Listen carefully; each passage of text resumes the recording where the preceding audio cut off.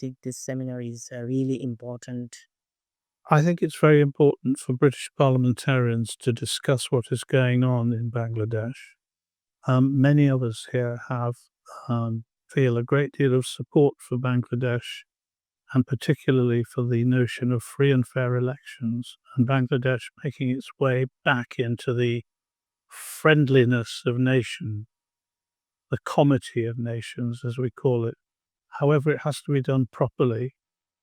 And we're very concerned about the nature of the trials that are taking place at the moment and about the facilities being given to defendants in these trials. However guilty some of them may be, they're entitled to fair trials. We hope that a process will be started, which is one of reconciliation and truth, and that when the elections take place, all proper political parties can participate, and the world at large will look upon Bangladesh as a nation that is welcomed back into the family of nations, which it is not at the moment. At the moment, it's regarded as an outlier.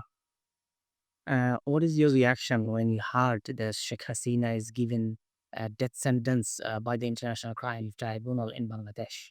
Well, I'm a lawyer, right? I'm a British King's Counsel, and my reaction is that the process of the trial was not a proper, fair trial.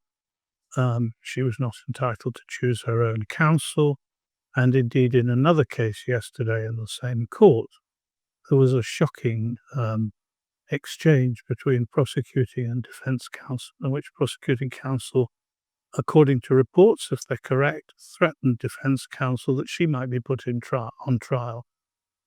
That is not compliant with the rule of law.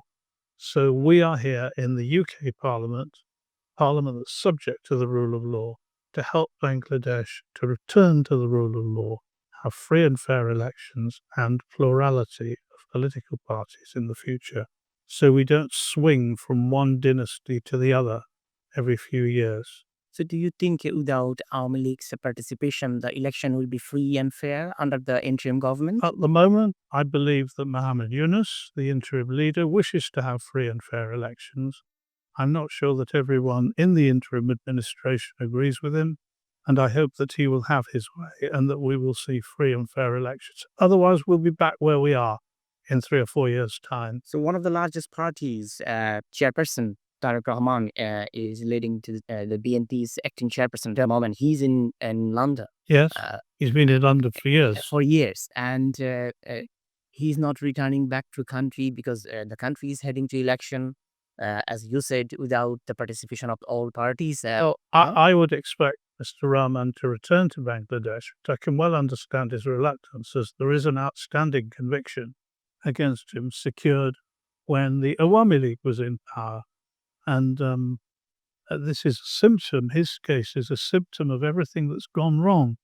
There should now be a resettlement, a calming down, a resettlement and reconciliation, so that those who are fit to stand for election, and there will be some who will have to be disqualified, those who are fit to stand for election are enabled to do so, whichever political parties they come from.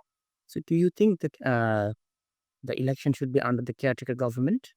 I think the elections should be under the caretaker government, but they have to give guarantees of freedom and fairness, and I think there should be international observers to ensure that freedom and fairness.